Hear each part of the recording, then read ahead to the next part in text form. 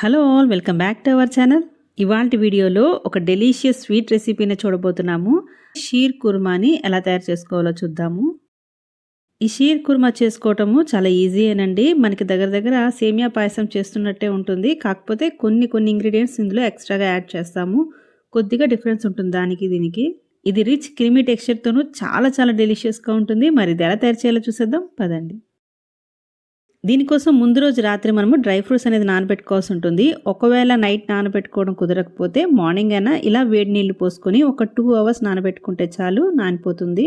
నేనైతే ఇక్కడ వేడి నీళ్లు పోసుకొని ఒక 2 గంటలు నానబెట్టేసుకున్నాను. ఇక్కడ చూడండి, బాదం అన్ని చక్కగా నానిపోయింది. ఇక్కడ నేను 10 నుంచి 15 బాదం పప్పులు తీసుకున్నాను. దీనిపైన పొట్టు మొత్తం తీసేసి ఇలా సెపరేట్ చేసి పెట్టుకోవాలి. తర్వాత ఒక 7 వరకు ఎండు ఖర్జూరాలు కూడా తీసుకున్నాను నేను.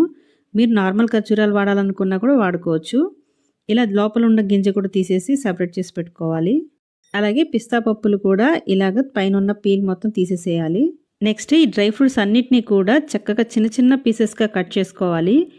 ఇందులో ఇంకా మీకు నచ్చిన డ్రై ఫ్రూట్స్ ఏమున్నా కూడా యాడ్ చేసుకోవచ్చు. పుచ్చగింజలు కానీ మీకు నచ్చిన డ్రై ఫ్రూట్స్ ఎంత క్వాంటిటీలో ఉన్నా యాడ్ చేసుకోవచ్చు. ఇలాగా అన్నిటినీ కూడా చిన్న పీసెస్గా కట్ చేసుకోవాలి. ఇలా అన్నిటినీ కట్ చేసుకొని పక్కన పెట్టేసుకుందాము. తర్వాత స్టవ్ ఆన్ చేసుకొని ప్యాన్ పెట్టుకొని అందులో 1 టీ స్పూన్ నెయ్యి వేసుకుంటున్నాను. అందులో మనం కట్ చేసి పెట్టుకున్న డ్రై ఫ్రూట్స్ అన్నిటినీ కూడా వేసుకొని వేయించుకోవాలి లో ఫ్లేమ్ మీద. ఇలా లో ఫ్లేమ్ మీద కొంచెం సేపు వేయించుకోవాలి. ఇలా వేయించుకున్న తర్వాత వీటిని తీసుకొని ఒక ప్లేట్లో పెట్టేసుకుందాము. తర్వాత మరో టీ స్పూన్ నెయ్యి వేసుకొని ఒక గుప్పెడు ఎండు ద్రాక్షను కూడా వేసుకొని వేయించుకోవాలి. దీన్ని నానబెట్టాల్సిన అవసరం లేదండి, ఇలా డైరెక్ట్గా ఫ్రై చేసేసుకోవచ్చు. ఇలా బాగా పొంగి వచ్చిన తర్వాత దీన్ని కూడా ప్లేట్లోకి తీసేసుకుందాము. తర్వాత ఒక గుప్పెడు చిరోంజీ సీడ్స్ని కూడా వేసుకొని వేయించుకుంటున్నాను. ఇది మనకి సూపర్ మార్కెట్లో అవైలబుల్గా ఉంటుంది, లేకపోతే ఆన్లైన్లో అన్నా కూడా అవైలబుల్గా ఉంటుంది. ఈ మొత్తం కూడా ఇలా ఫ్రై చేసుకొని పక్కన పెట్టేసుకోవాలి. తర్వాత మన మెయిన్ ఇంగ్రీడియంట్ సన్నగా ఉండే సేమియా తీసుకోవాలి. దీనికోసం అయితే నార్మల్గా మనం రెగ్యులర్గా యూస్ చేసే సేమియా కాదండి ఇది. దీన్ని సేవియా అని అంటారు. మనకి ఆన్లైన్లో కానీ గ్రోసరీ స్టోర్స్లో కానీ అవైలబుల్గా ఉంటుంది. ఈ షీర్ కుర్మాకి అయితే వేయాల్సిన మెయిన్ ఇంగ్రీడియంటే ఇదే అనమాట.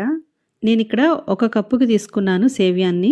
1 టీ స్పూన్ నెయ్యి వేసుకొని వీటిల్ని ఫ్రై చేసుకుంటున్నాను. ఇక్కడ నేను తీసుకుంది ఆల్రెడీ రోస్టెడ్ సేవియానే, అయినా కూడా కొద్దిగా నేతిలో ఫ్రై చేస్తే టేస్ట్ ఇంకా ఎన్హాన్స్ అవుతుందన్నమాట. అంతేకాకుండా పాలల్లో వేసిన వెంటనే ముద్దలా అయిపోకుండా చక్కగా పొడిగా ఉంటుంది ఇలా డ్రై రోస్ట్ చేసుకుంటే. సో లో ఫ్లేమ్ మీద వీటిల్ని కొంచెం సేపు ఇలాగ రోస్ట్ చేసుకోవాలి. కొద్దిగా కలర్ మారేదాకా రోస్ట్ చేసుకోవాలి. ఇక్కడ చూడండి, ఈ మాత్రం రోస్ట్ అయితే చాలు, ఇంకా తీసేసుకోవాలి ప్లేట్లోకి. తర్వాత స్టవ్ ఆన్ చేసుకొని మందపాటి ప్యాన్ పెట్టుకొని అందులో 1 లీటర్ వరకు పాలు తీసుకుంటున్నాను నేను ఇక్కడ చిక్కటి పాలు ఫుల్ ఫ్యాట్ మిల్క్ తీసుకుంటే బాగుంటుంది దీనికి. ఇది బాగా మరిగేదాకా ఇలా మరిగించుకోవాలి, అడుగు పట్టకుండా కలుపుతూ. ఒక 5 మినిట్స్ బాగా మరిగిన తర్వాత ఇందులో ఒక చిటికెడు కుంకుమ పువ్వు వేసుకోవాలి. ఈ కుంకుమ పువ్వు వేసుకోవడం వల్ల కలర్తో పాటు మంచి ఫ్లేవర్ వస్తుంది. ఒకవేళ కుంకుమ పువ్వు లేదనుకుంటే స్కిప్ చేసుకోవచ్చు. ఒక 5 నిమిషాలు బాగా మరిగించిన తర్వాత మనం రోస్ట్ చేసి పెట్టుకున్న సేవియాన్ని ఇందులో వేసుకోవాలి. ఇలా వేసిన వెంటనే కంటిన్యూస్గా కలుపుకుంటే మనకి ముద్దగా అవ్వకుండా బాగా విడివిడిగా వస్తుందన్నమాట. తర్వాత ఒక 2 టీ స్పూన్స్ వరకు నెయ్యి కూడా వేసుకున్నాను. ఇదంతా ఒకసారి బాగా కలిపేసుకున్న తర్వాత రోస్ట్ చేసి పెట్టుకున్న డ్రై ఫ్రూట్స్ అన్నిటిని కూడా ఇందులో వేసేసుకోవాలి. ఇదంతా ఒకసారి బాగా కలిపేసుకుందాము. తర్వాత 1 టీ స్పూన్ వరకు ఇలాచీ పౌడర్ కూడా వేసుకొని మొత్తం కలుపుకోవాలి. ఇది త్వరగా ఉడికిపోతుంది అనమాట సేవియాన్ అనేది. సో ఎక్కువసేపు బాయిల్ చేయకూడదు. జస్ట్ ఒక పొంగు రాగానే ఇందులో కండెన్స్డ్ మిల్క్ యాడ్ చేసుకోవాలి. ఇందులో నేను ఒక 1/2 కప్పు వరకు కండెన్స్డ్ మిల్క్ యాడ్ చేసుకుంటున్నాను. ఇది యాడ్ చేయడం వల్ల మంచి క్రీమీ టెక్స్చర్ అయితే వస్తుంది. తర్వాత 2 టేబుల్ స్పూన్స్ పంచదార కూడా వేసుకొని మొత్తం కూడా కలుపుకుంటున్నాను. లేదు మీకు పంచదార వద్దు అనుకుంటే మొత్తంగా 3/4 కప్పు వరకు కండెన్స్డ్ మిల్క్ యాడ్ చేసుకున్నా సరిపోతుంది. ఇంకా మన సీక్రెట్ ఇంగ్రీడియంట్ 2 టీ స్పూన్స్ వరకు పచ్చికోవా యాడ్ చేసి చూడండి. షీర్ కుర్మా టేస్ట్ ఇంకా ఎక్స్ట్రాడినరీగా వస్తుందన్నమాట. ఇలా పచ్చికోవా మొత్తం కలిసేలాగా బాగా కలుపుకోవాలి. దీనివల్ల టేస్ట్ చాలా బాగుంటుంది. అలాగే టెక్స్చర్లో కూడా మంచి క్రీమీ టెక్స్చర్ అయితే వస్తుంది. 1 టీ స్పూన్ వరకు నెయ్యి వేసుకుందాము. అంతేనండి, మనకి షీర్ కుర్మా అయితే రెడీ అయిపోయినట్టే. ఇది ఎక్కువసేపు మరిగిస్తే మరి ఆరిపోయాక గట్టిగా అయిపోతుంది అనమాట. సో ఈ మాత్రాన జారుగా ఉన్నప్పుడే ఇంకా స్విచ్ ఆఫ్ చేసేసుకోవాలి. స్విచ్ ఆఫ్ చేసేసాక ఫైనల్గా ఇక్కడ నేను ఒక 2 టీ స్పూన్స్ వరకు ఫ్రెష్ క్రీమ్ యాడ్ చేసుకుంటున్నాను.